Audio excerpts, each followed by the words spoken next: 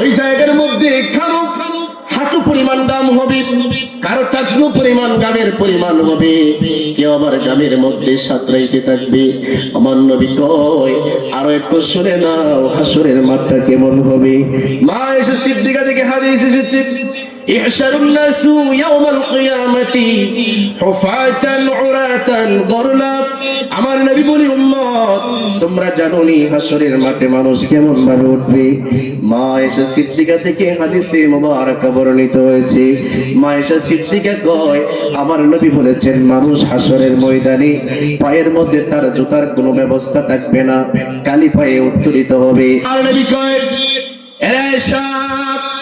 হুফাতান উরাতান গুরলা, ওই দিন আমার আল্লাহ তাআলা মানুষদেরকে হাসরের মাঠে উত্তোলিত করবে, তার পায়ের মধ্যে কোনো জুতা থাকবে না এবং তার শরীরের মধ্যে কোনো কাপড় থাকবে না।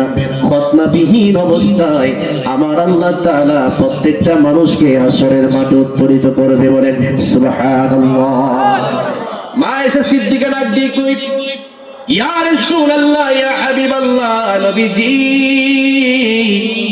ও গো মায়ার নবীজি, আর রিজালু ওয়ান নিসাউ জামিয়া, হাসরের মাঠে প্রত্যেক মানুষ যে উলঙ্গ থাকবে ল্যাংটা থাকবে, আর রিজালু ওয়ান নিসাউ জামিয়া, সেখানে তো পুরুষও থাকবে মহিলাও থাকবে।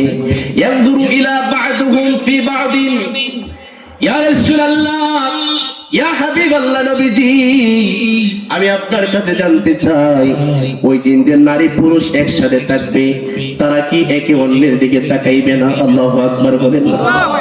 মায়েশা সিদ্দিকা বলি ইয়া রাসূলুল্লাহ আর রিজালু ওয়ান নিসাউ জামিয়া ইয়ানজুরু বা'দুহুম ইলা বা'দিন, তারা কি একে অন্যের দিকে তাকাবে না? আমার নবীজি ডাক দিয়ে কই এ আমার কলিজার টুকরা স্ত্রী, এরা এসা ওই দিনটা এত ভয়াবহ হবে, আল আমরু আশাদ্দু আইয়ানজুরা বা'দুহুম ফি বা'দিন, ওই দিনটা এত কষ্টের দিন হবে, এত কঠিন দিন হবে। ওই দিন মানুষ আরেকটা মানুষের লজ্জাস্থান দেখবে তো দূরে থাক, তারা শুধু আল্লাহর দরবারে ডাক দিয়ে বলতে থাকবে হে মালিক মাফ করো মাফ করো, এই আযাব থেকে আমাদেরকে মাফ করে দাও। সুবহানাল্লাহ বলে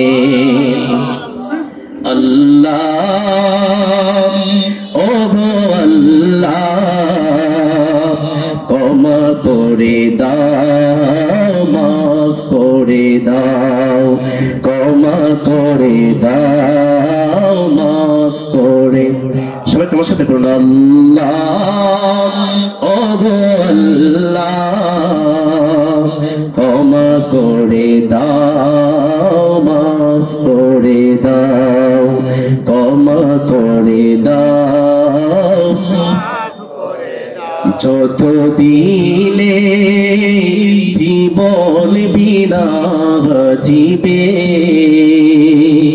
সুপথে চালাও, মাফ করে দাও আল্লাহ ও আল্লাহ ক্ষমা করে দাও, মাফ করে।